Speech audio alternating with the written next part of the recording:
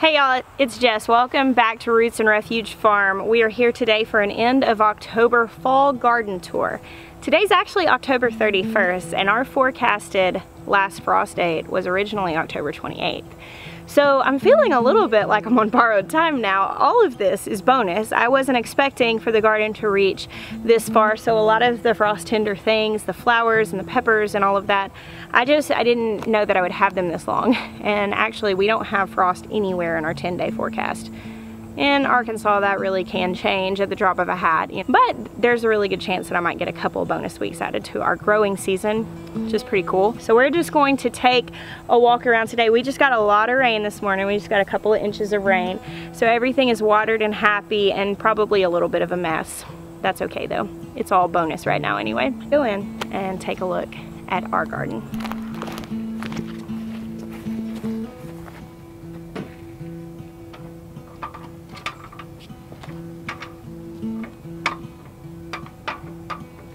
I desperately hoped that the leaves would change before the frost came so that I could have the beautiful color of the fall garden, all the flowers, while still having the backdrop of the colorful leaves. And I did get that wish, and it is absolutely gorgeous. Now the in-ground garden is still empty, but we did go pick up our pigs this week.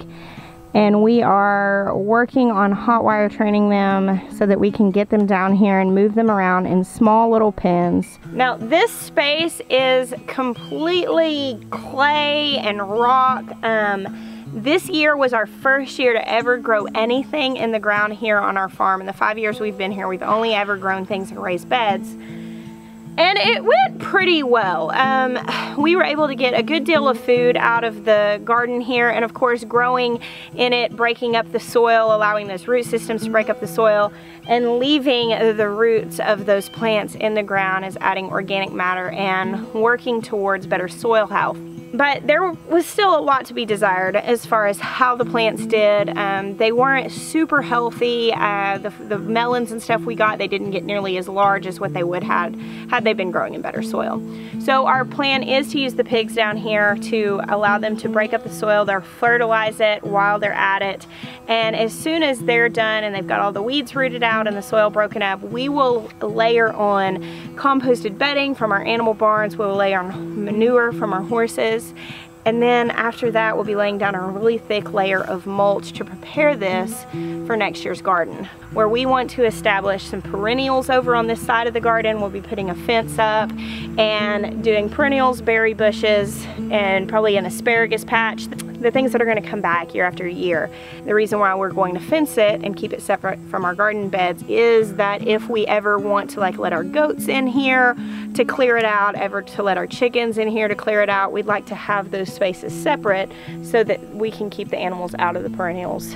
Speaking of chickens, my chickens have done a number on my garden in the last few weeks. We were rebuilding the coop. They're contained now, and they have left the garden for the most part alone the entire year. But of course, they were back in a yard free ranging, and they had plenty of bugs, they had plenty of lush grass, and as that's winding down here with the fall, they discovered the garden, and there was no way for me to keep them out. We chased them out, you know, dozens of times, and I finally got to the point of just being like, whatever, I'm tired of chasing chickens out of the garden. So a lot of the things that I started late, like the radishes and some more greens, there were a lot of things I'd started from seeds in the last couple weeks. They were completely eaten up by them. And they ended up eating a lot of the peppers that were still remaining on the vine. So kind of a bummer, but it is what it is. You're gonna have times that your harvest gets messed up from, you know, many different reasons.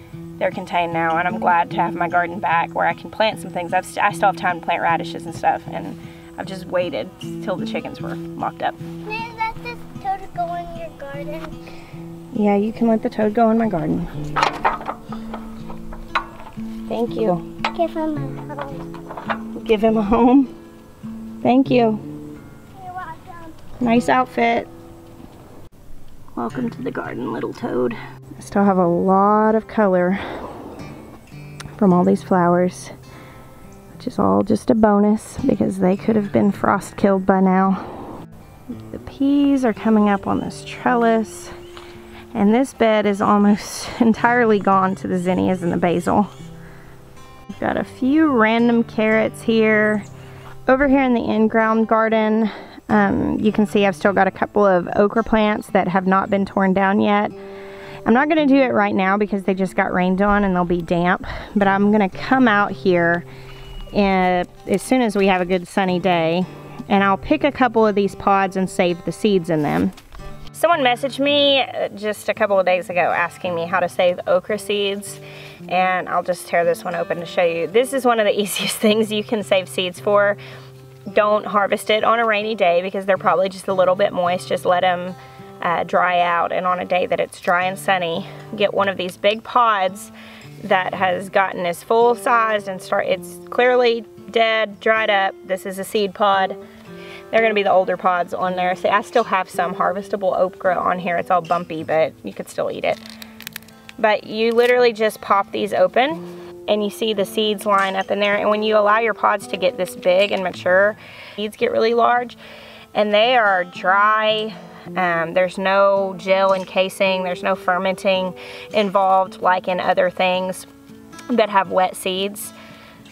It's just like kind of like how you would save for a flower. Once it dries up, you've got dry seeds inside. And each little section has a whole line of seeds. Now okra does cross-pollinate pretty readily. So if you have multiple varieties that are planted, especially right next to each other, you might end up with a cross.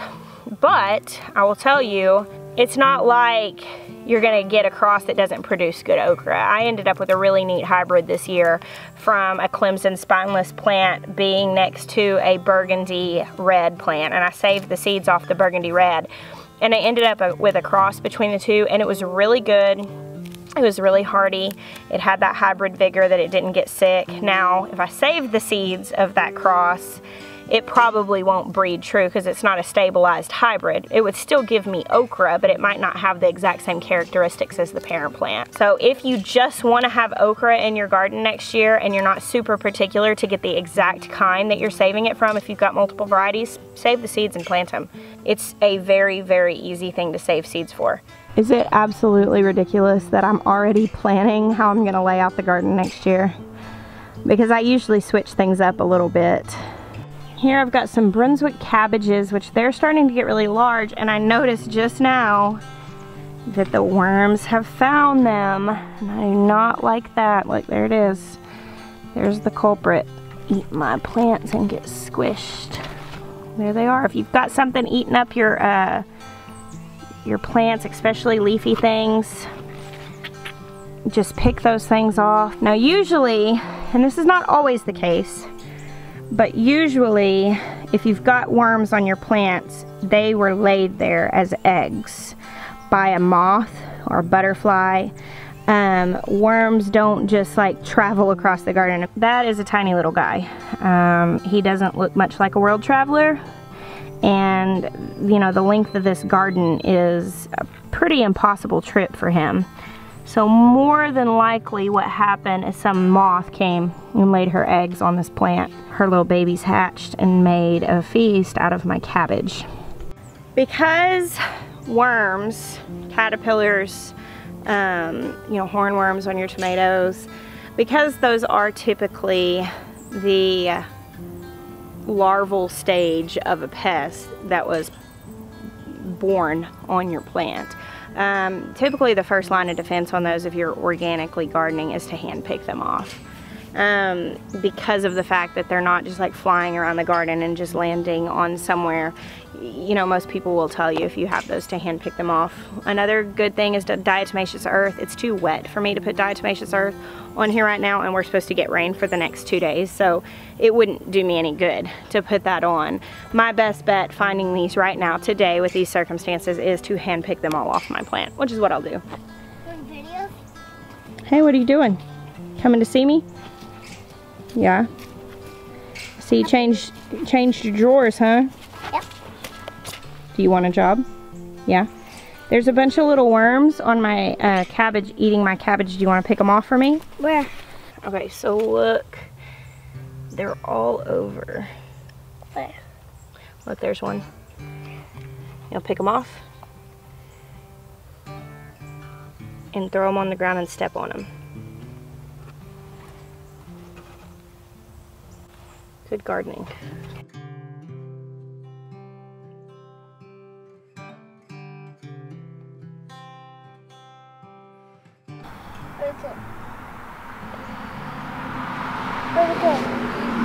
Don't eat my mommy's cabbage. Right there, right here. Under there, there's some. Hey, look, I see something. Yeah. Oh, my favorite. Oh, I want some pea. This is a cucumber. Cucumber? Mm-hmm. The cucumbers have honestly not done fantastic in the fall.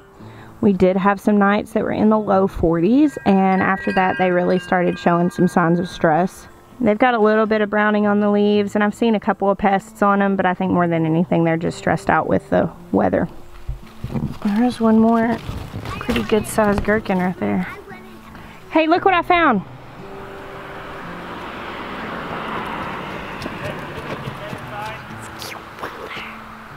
Is it good? The marigolds sure are glorious right now.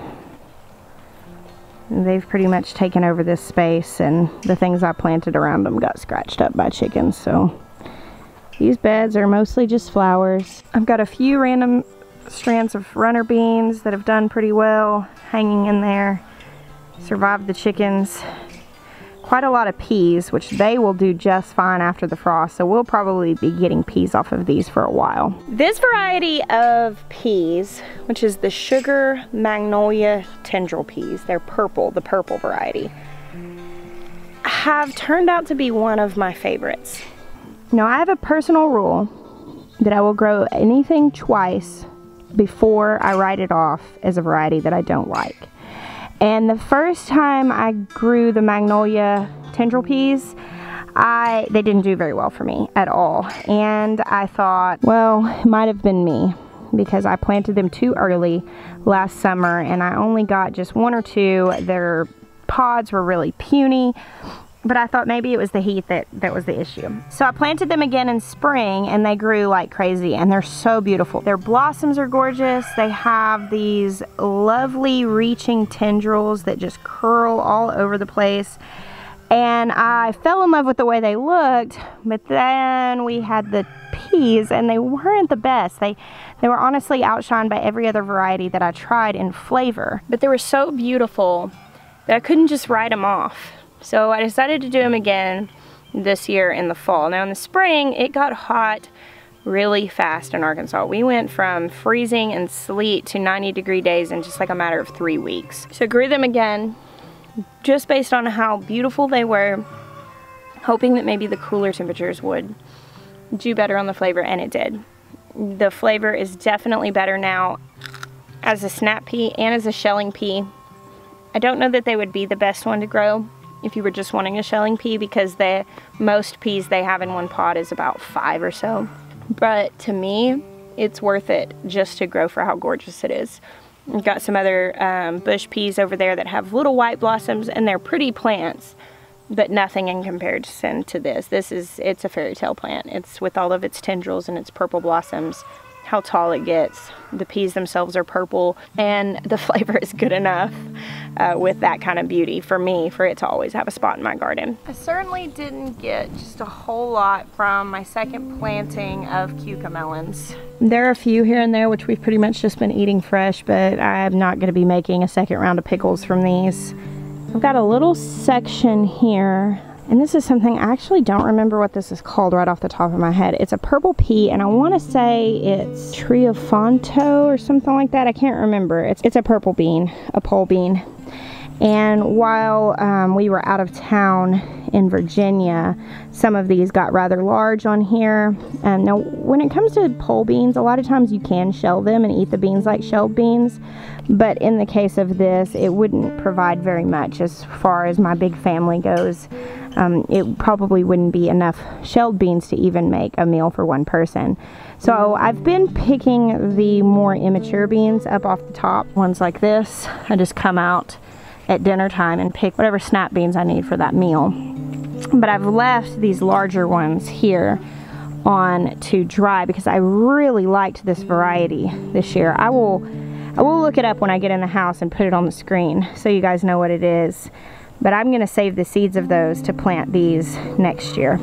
Down here, all throughout here are bush peas on the inside. Some of them did better than the others. A lot on this side didn't come up. But these are all setting flowers and I'll probably get a good little harvest on them. It takes pretty cold weather to kill peas. The only thing is that as the winter really sets in and the days get so short, they might not grow as much because they might not have enough sunlight to really grow. But I planted my peas in the spring at the beginning of February, the very end of January and beginning of February. And I had peas that were large plants that survived sleet.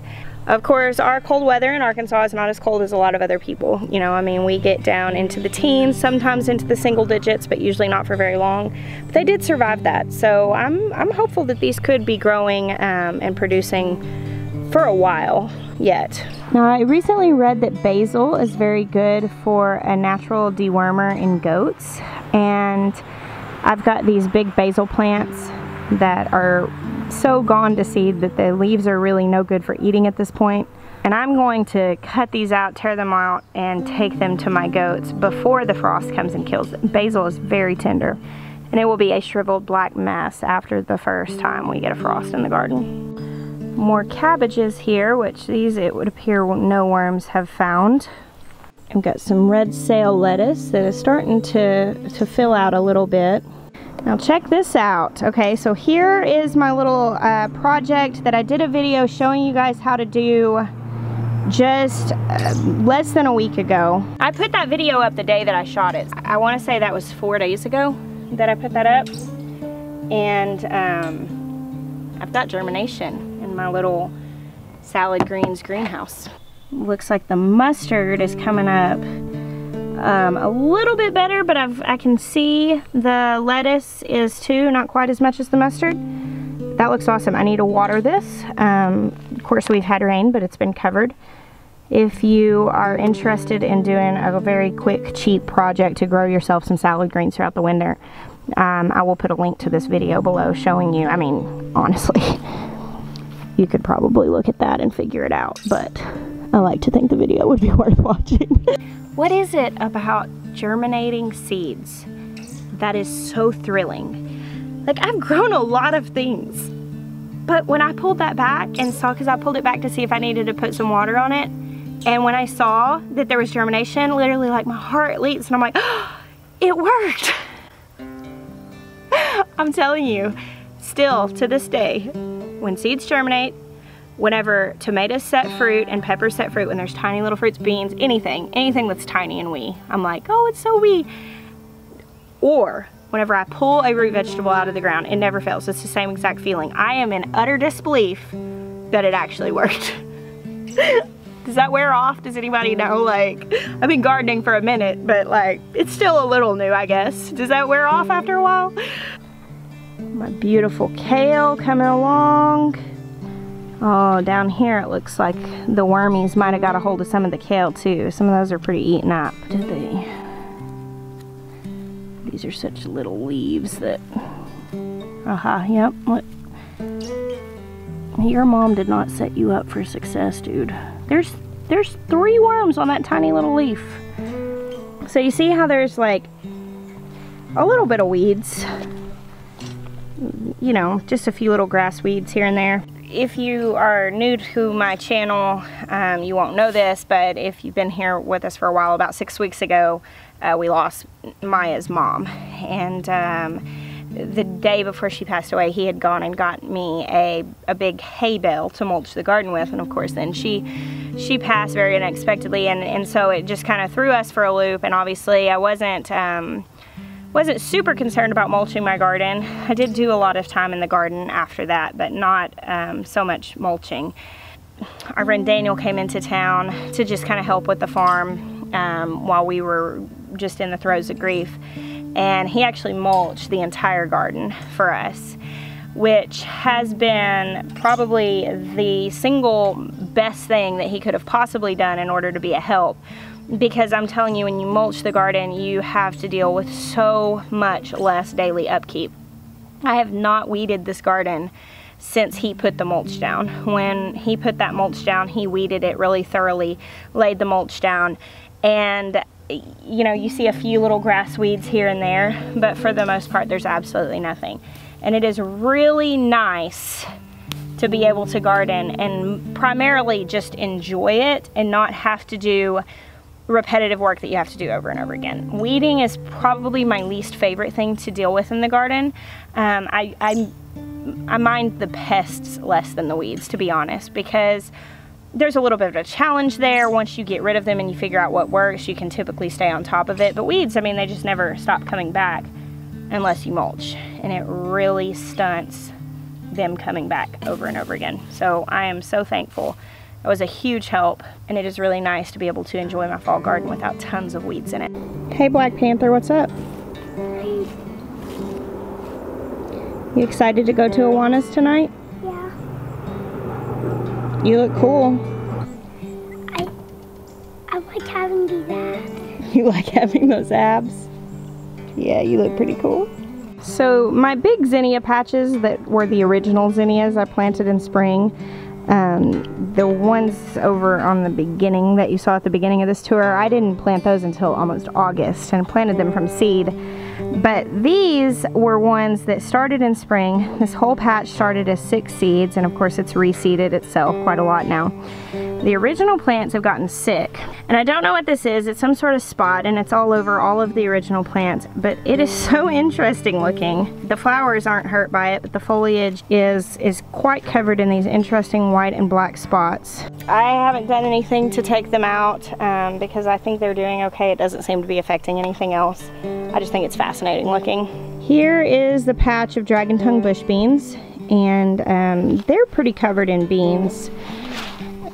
As you can see right here, beautiful spotted beans. Now the ones that get more light have more purple on them, as with most plants that have anthocyanin in them. And there's a random tomatillo plant growing right in the middle of this that I very much doubt will ripen any fruit before the frost comes, but I figured I would give him a try. I've yet to can any beans this fall. We've been eating them fresh, and I just come down here and pick them as I need them. If we get to a point that a frost looks imminent, I will come and pick anything that's left and put it up.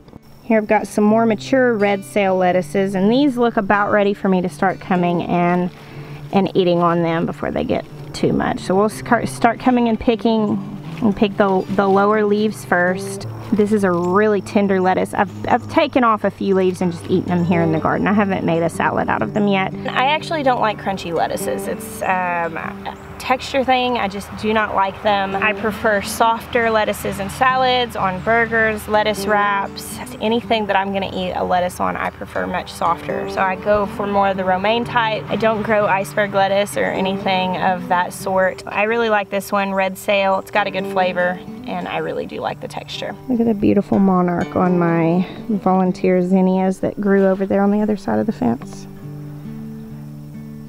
Now these are Georgia collards, and they are starting to get up to the size that I could start harvesting some of those outer leaves. Just like with other green things, we'll just pull off the outer ones, leave the inside ones, and they will continue to grow. And this is actually cauliflower. I bought those as starts, so they're not anything special, just like a white cauliflower. Now this behind me is a pretty interesting plant. This is called Ashwagandha. It's also called Indian ginseng, and I bought this as a started plant. They had it at a local grocery store. It's pretty rare seeds, pretty rare plant, and I just couldn't believe that they had started ashwagandha plant. So I knew nothing about it. I got it, I stuck it in the bed. It was on clearance. It was like an end of the season, so I think I paid it like $1 for these plants. They were pretty puny when I got them, so I just stuck them in the ground, and I thought they died because there was a squash in this bed that completely covered them up. But when the squash died back, I pulled it out, and lo and behold, the ashwagandha plants were still going strong, and as soon as they had the full sun with the squash plant gone, they took off. I actually shared about them in a garden tour. You guys sent me so much valuable information. This is a great plant with medicinal health benefits, and I'm going to be mulching this really heavily to get it through the winter. It should be fine in our winter since they are a little on the mild side. And next year, on its second year, I'll actually begin to harvest the roots, which is where the great medicinal benefits are. The berries that are on it are not good to eat. They're very bitter. You can see one right here. But I was reading actually on Baker Creek's website about this, that they are sometimes used in place of rennet in cheese making. I thought that was pretty interesting. Well, that's interesting. I just turned around again here and looked at this bed of dragon tongue bush beans, and some calendula that I put in here and totally forgot about has come up. It was a seed. It got completely overshadowed by the bush beans, but there's a bud on that plant, so we're gonna see one of it's a really, this is gonna be a really pretty flower. And I also realized that I had way more beans on here than I thought, so we are going to be eating beans a lot more than we have been. The Arroz con Pollo peppers that I harvested so many of before going to Virginia and took seeds and shared them there are loaded down again with red fruit. It looks like there's a dehydrator full here on the plant. I'm not going to pick those today because we're going into town here in a little bit and I won't be putting them in the dehydrator, but I will be coming down here tomorrow. These are broccoli robs here on the end. More Arroz con Pollo peppers. More purple beans that have been picking a lot of these about this length. These are really good. It's that same variety. Something anyway, I'm gonna put it up. I really like these a lot. Like, I would suggest these. These are gonna be on my list of beans that I suggest. This entire section is about 15 bean seeds planted, and it grew up that large. For reference, that's probably about 8 feet wide right there. Just a beautiful plant, very healthy, very productive, and very tasty beans. Now down here, I've got pink-eyed peas, and they have set their beans and they've gotten about to ripeness, so the plants are kind of dying back. This will be dinner one day this week. I'll come out and pick all of these, shell them, cook them with some ham hock. Doesn't that sound good? You gonna eat it? And here on this trellis are, these are Scarlet runner beans, which I am letting them go until they're dry to shell and cook as dried beans. You want to eat this? You gonna eat it raw? Yeah. Here you go. Don't drop them out. This is one of the original broccolis that I planted from seed, and it's done very well. The rest of them had gotten eaten by some deer, replanted with some nursery starts. They haven't done as well. But I've got one plant that's pretty healthy and another one next to it. All of this is Sweet Alyssum, this flower. Sweet Alyssum serves as a very good habitat to beneficial insects. Even right now I'm sitting here and there are all kinds of little buzzing things just swarming all over this. Now, I actually didn't plant this. I planted Sweet Alyssum from a really cheap little seed pack I'd gotten at, I think, the dollar store in the spring underneath my cucumbers, because I read that it was a really good thing to plant near the cucumbers because the beneficials that live in this combated the things that would wreak havoc on cucumbers. Now, I tore it out whenever I tore the cucumbers out, but it had already reseeded itself, and so now I have this lovely little patch of Sweet Alyssum. It is so fragrant. It's got a really really strong sweet pollen smell. I really like it. I know that this will probably be here forever now because it just came back with a vengeance. I don't know that I will plant this again in my garden because of how aggressively it has come back. And it hasn't spread just a whole lot. It stayed pretty much here where it originally was, and it will probably come back year after year. And now whenever I do my cottage garden up in my front yard and do a lot of perennials and, you know, a space that's going to be really focused towards butterflies, herbs, I will probably put lots of Sweet Alyssum up there because I really enjoy it. I just don't know if I want it taking up tons of space where I grow my food. What do you think? You like those white flowers? Now here on this trellis, I've got Kentucky Wonder pole beans, some yellow Marvel Venice beans, a couple of purple pole beans, which are not the other ones that I've got, and I don't like these as much because they're stringy. I think I'll probably from now on stick with that other variety as far as purple pole beans go. And I also have some that are called Pink Tip Annie. I got these in a seed swap, and you can see that they're turning pink. They're glorious. And I'm trying to save the seeds for these so I can plant more next year. But Ben does eat some of them raw when he comes down here, don't you, Benny? This is Paris Island lettuce. It's doing pretty well. I'm going to be able to start harvesting some of these leaves. It's a little tough. It's a little leathery. I think I probably need to get it sooner. Good for lettuce wraps. It's not the soft, buttery texture that I love in lettuce. I never did get around to replanting some of these trellises. That's a butter crunch lettuce. That was plant starts from a nursery. It's doing okay. Here's a massive tomato plant, which volunteered from spring, and I did not pot. Hopefully it's not too late. I'm going to try to dig those up before the frost, but it might be too late for that one to transfer. Look for that worms. Here are some squash. This is a gray zucchini, the shortest variety that I could find in my seed collection. I planted, and we are definitely getting squash. There are on this plant right now, there are 1, 2, 3, 4, 5 little squash with several blossoms. And same for this one over here. It's the same kind. So those did absolutely come to maturity in the 40 days that the packet promised. Yeah, you can eat it. This came from a baby greens mix. I wish that I knew what kind it was because I really like it. If anybody recognizes this lettuce, please tell me what it is. It's so soft. It's got great flavor. I mean, just out of this world flavor. But it was in a packet that was mixed, you know, salad greens. And I hate doing that because then I don't know what it is because I always forget to make note of the back of the pack. This is Caserta zucchini squash.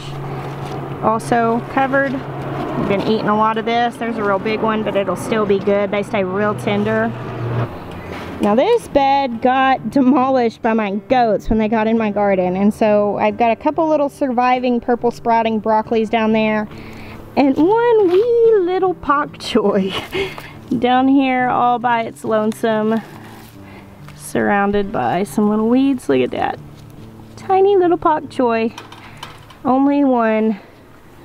Gotta harvest the mint and the lemon balm before the frost. This whole row, it's about 30 feet down to where it ends, is a thin French green bean. Little bit of streaking on it, really nice flavor. This might be what forces me to can because that's a lot of green beans. Here are the noodle beans, and on the other side, both sides of this row, are turnips. Golden Globe turnips, and they are starting to root up really good. Some of them not as much. They're a little close together. I thought I thinned well enough. Here, see, there's two really close together.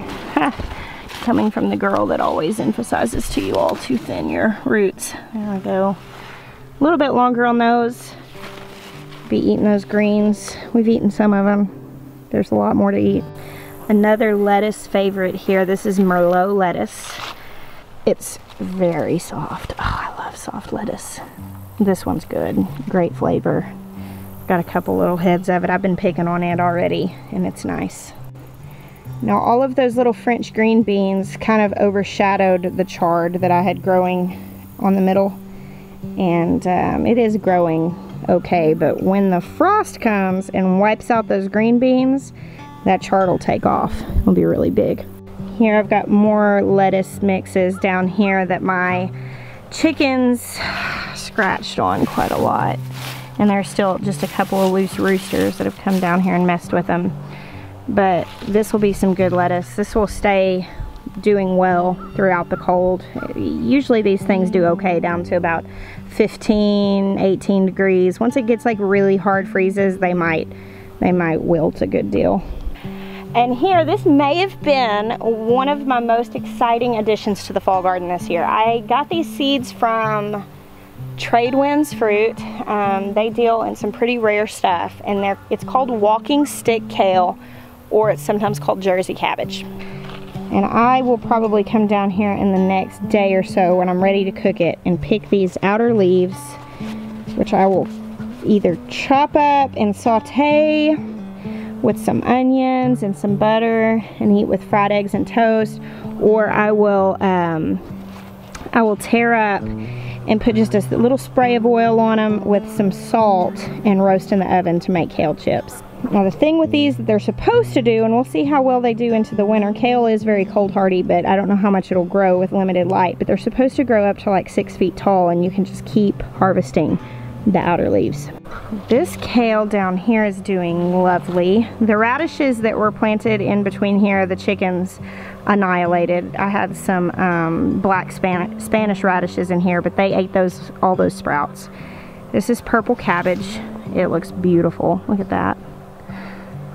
You can actually eat the outer leaves of cabbage like this. Broccoli, cauliflower, all of those brassicas, you can eat their leaves. It's similar to kale, maybe a little more meaty and crunchy. I don't know if that's the right word. It's not that they're crunchy like lettuce, it's just like a tougher bite. I grow a lot of kale, so I don't eat a lot of the leaves of these kinds of things, but I have before. I've harvested broccoli leaves specifically and eaten quite a lot of those. Oh gosh, I'm so excited, look.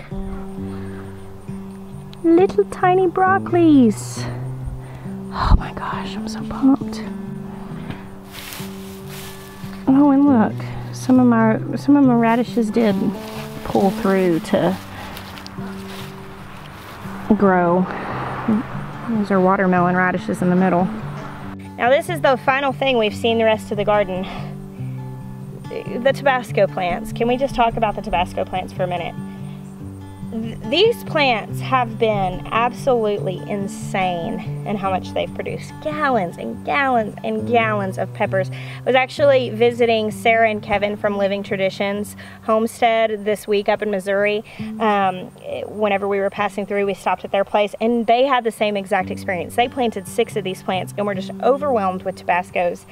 I only planted 3 and have given away just tons of peppers. Because, I mean, you only need so much hot sauce that's so hot it makes you want to die. I don't eat a lot of hot food. This is about as hot as the peppers that I grow. But I will grow these again. I have a little carafe with vinegar with some of these peppers in it, which I will use on greens. I'll use them in that capacity just as a tiny little bit. I just can't eat very much of it. They've stayed healthy. They've produced a ton. Tabasco peppers. Definitely one to grow. And they're doing this very interesting things that peppers sometimes do towards the end of the season. They're turning purple. Isn't that neat? Aren't those gorgeous? I mean, I just can't even impress upon you how many peppers have been picked off these plants.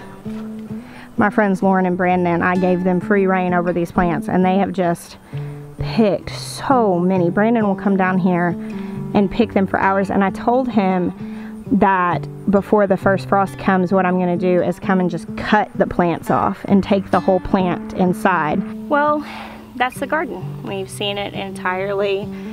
I didn't even need my harvesting basket, not because there wasn't anything down here to eat, but because the fall garden is just a little bit different in nature than the summer. You know, in the summer you have things like tomatoes that are ripening on the vine, and if you don't pick them within a pretty short window, they'll start to spoil and degrade in quality. Whereas a lot of these things down here in the fall garden, like the beans, the window is just a little bit larger. Things are growing slower, so they're not going to get just massive overnight. And also there's just a lot less of it. I've got 3 squash plants. I don't have to pick all of them every single day so that they don't become unusable. I just come out here every evening and pick the vegetables that we're going to eat with our dinner. I don't know about you guys, but I'm really, this time of year, the end of the gardening season, as we go into the winter where all of this goes to sleep, it's a little bittersweet. It's a little hard for me. This is such a huge part of my everyday life during, you know, the time of year which it's growing, that in the winter I'm a little bit at a loss for what to do with myself. But before too long I will be sitting by the fireplace sorting through seeds and planning for spring. And as for now, I'll be enjoying this sweet little window where I have both color in the flowers and color in the trees. Thank you guys for spending a little bit of time here in the garden with me. I bless you. Until next time.